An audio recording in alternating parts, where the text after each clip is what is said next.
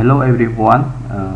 Yes, this is a second movie that I make in order to deliver you the questions for chapter 2. And yes, before I'm showing you the question for second chapter, I want to remind all of you that based on previous presentation or based on chapter 1 answers, we already saw that most of you did plagiarism. Okay, why I said this? Because in your answer, most of you answer, I did not see citation during your answer writing, and moreover I did not see your reference. That's why this is the way that you did plagiarism for chapter 1. And chapter 2 here, I expect to see most of you or all of you can improve from did plagiarism to avoid plagiarism. How to avoid plagiarism?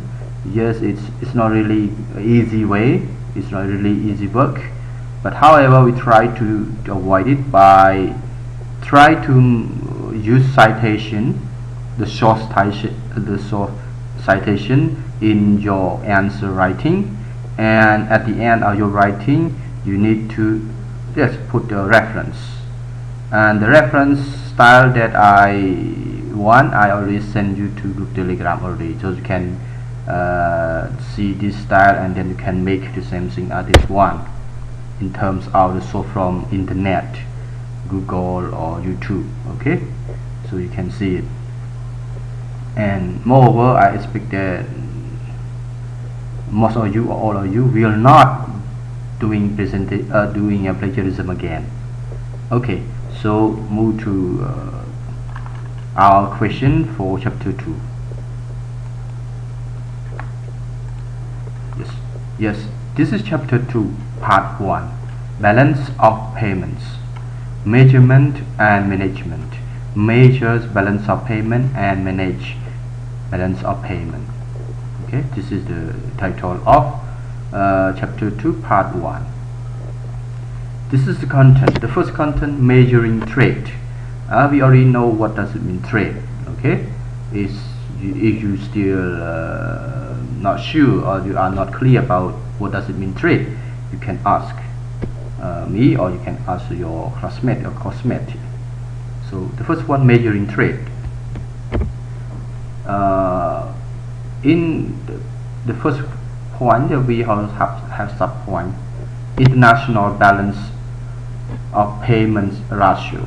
International balance of payments ratios. Okay, ratio in terms of what does it mean, ratio? If you're not clear, okay, you can ask me, or you can ask your classmate. If your classmate know, okay. If the other classmate know, okay, you can tell the one who not sure, don't know ratio, what does it mean. Second one, imbalance in trading accounts. What does it mean, imbalance? Imbalance means not equal in trading accounts. So what does it mean, trading accounts? So when you read this one, when you read the textbook, you can understand, you can get the point. Third one, managing this equilibrium. Okay, when you see the second one, imbalance, disequilibrium, they are the same meaning, similar to each other. Managing disequilibrium. What does mean equilibrium? Disequilibrium means two things are not equal. Okay, so what are two things that we look at this one? So 1.1, import controls. 3.2, not 1.1. Actually, this is a 3.1, import control. 3.2, export incentives. 3.3, monetary measures. 3.4, physical measures. Okay. 3.5, devaluation. So in the third point, we have sub points up to 5. The first 3.1 import controls, 3.2 export incentives, 3.3 monetary measures, 3.4 physical measures, and 3.5 devaluation. And the next one is last one, managing exchange rates. Okay, so these are the content in chapter 2. That this content will convert it into questions in the next slide. Okay, chapter 2 topic discussion or the problem discussion. Question 1. Why do we need to measure the international trade? Why do we need to measure the international trade? Second question. How to measure the international trade? Okay, the first one. Why do we need to measure the international trade? How to measure the international trade? Second one. Second question. What does it mean? What does it mean? Disequilibrium of current account balance. Maybe I said something earlier about disequilibrium. Okay, disequilibrium. But now we have current account balance. So what does it mean? Disequilibrium of current account balance. Third question. To manage the country's disequilibrium of current account balance, import control, export incentives, monetary measures, physical measures, and devaluation are used. So, to manage the country disequilibrium of current account balance, import control, export incentives, monetary measures, physical measures, and devaluation are used. How do the governments implement these policies? So that's why these are the policy, the red one here, the policy. How do the governments implement this policy in order to manage the country disequilibrium of current account balance? Okay, this is the third question. Fourth question. Why do countries need to manage the exchange rates? Why do countries need to manage the exchange rate? Okay, so this is the last question. So you have 4 questions in chapter 2. Okay, so back to the question 1, question 2, question 3, and then question 4. So in order to answer these questions, each group of you, every member of each group need to have textbook and read the textbook. Okay, this is a textbook. Balance of payments, measurement, and management. So first, measuring trade. Okay, so they say something about measuring trade. Okay, balance on goods, balance on service. Measuring trades, we have subtitle International Balance of Payments Ratio. Sorry. If some of you not understanding ratio, you can read this one. Okay. After reading this one, you still not clear. Okay, you can ask me or you can ask your classmate who get this point or understand the point.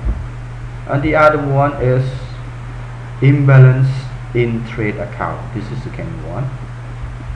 Okay, this is the first one. Second one here. Imbalance in trading account. In trading accounts, you have some. You have one table 1.2.1. Balance of payments accounting. Balance on goods, balance on services, And last one, current account. This is UK assets and liability account, balance of payment. Okay, because why is it most difficult UK? Because the authors raise much about UK. Yes, the author is British, that's why they talk much about UK.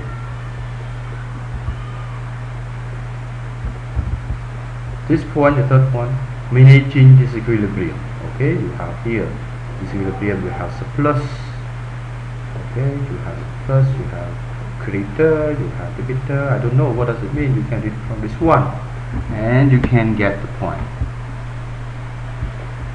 Okay, in order to manage disequilibrium, the government must use policy such as import controls. Here you can read this one.